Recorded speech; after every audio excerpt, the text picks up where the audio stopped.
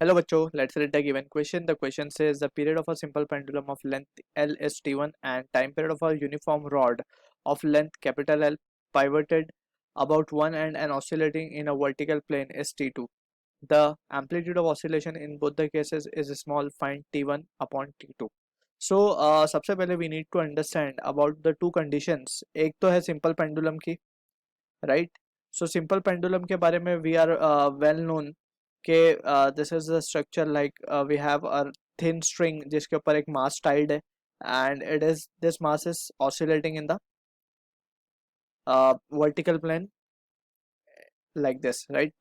And this is the tension T in the string. So यहाँ पे हम जो time period लिखते हैं इसका, so in this case यहाँ पे T we can say just it is the tension, so time period can be written as 2 pi under root L by G. For a very small amplitude we can write this expression, right? 2 pi under root L by G. ठीक है. So this is the case of simple pendulum.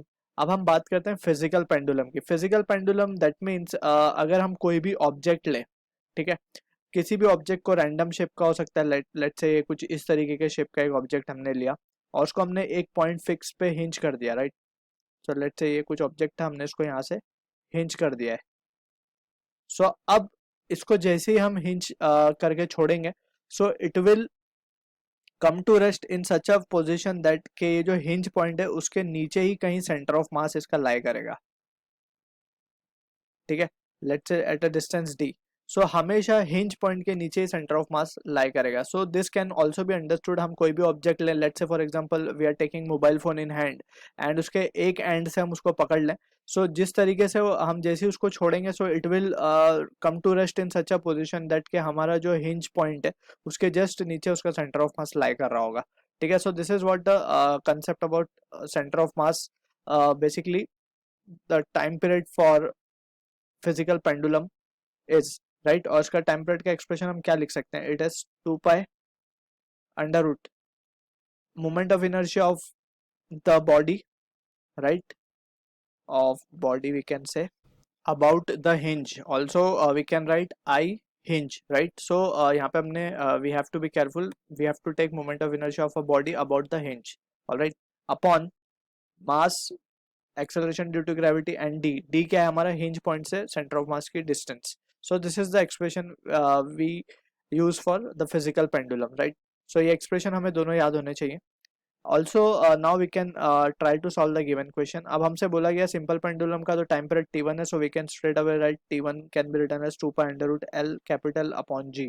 अब बात करते हैं physical pendulum जो कि एक rod के शेप में गिवन है. सो यहाँ से हम देख सकते हैं this is the hinge point और यहाँ से एक रॉड टाइड है, ठीक है. इसका सेंटर ऑफ मास कहाँ लाई करेगा? इसका सेंटर ऑफ मास लाई करेगा आधे डिस्टेंस पे, सिमेट्रिक का केस है, सो L/2 डिस्टेंस पे इसका सेंटर ऑफ मास लाई करेगा, right. So this is the centre of mass point और यहाँ L/2 डिस्टेंस पे. अब इसके मोमेंट ऑफ इनर्शिया की बात करें, सो moment of inertia of rod about the center about the axis of rotation which is passing through one end can be given by the formula I, that is ml square upon 3, ठीक है ना. अगर centre से पास हो रहा होता तो ml square by 12 is the case, but यहाँ पे साइड से centre axis of rotation can be considered as this hinge point. So यहाँ से we can say centre moment of inertia की वैल्यू होगी ml square upon 3, राइट.